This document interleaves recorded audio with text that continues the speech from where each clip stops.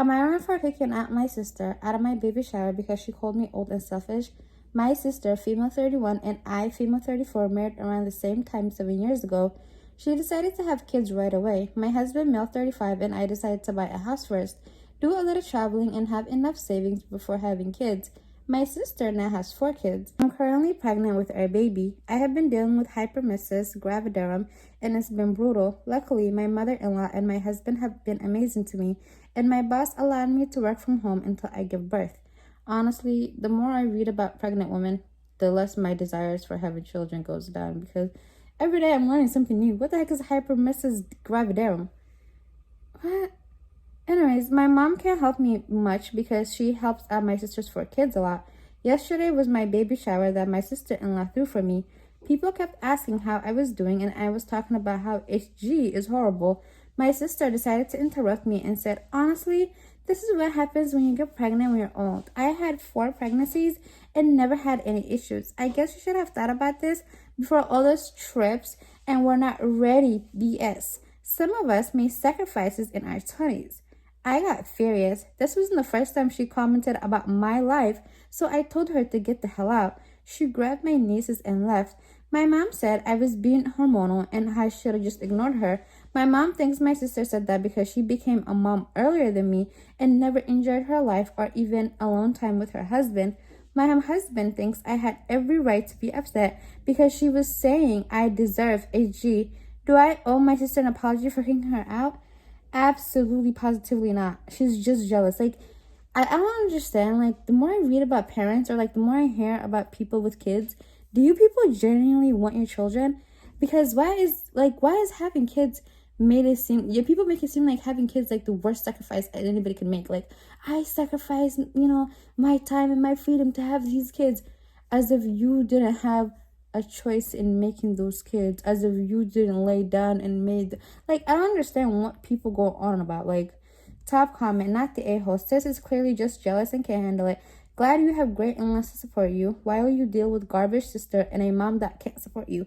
Mind you, the mom can't even support her pregnant daughter who's dealing with all of this horrible pregnancy because she's helping her take care of her other daughter's 4 children.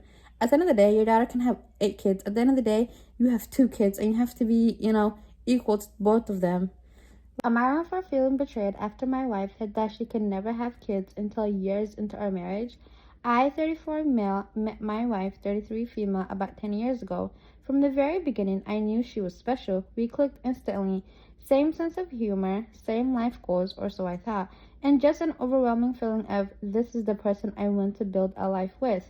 As we dated, I made it very clear that I've always wanted a family. I wasn't pushy about it, but I talked about how I looked forward to being a dad one day, how I wanted to raise kids and create love and home together. She never gave me any indication that she didn't want that too. She smiled, nodded, and sometimes even talked about what kind of parents she thought she'd be. Fast forward a few years ago, we get married. It was the happiest day of my life. I love this woman with my whole heart, and I truly believe we were on the same page about everything that mattered. Then a few years into our marriage, we started talking more seriously about trying for kids.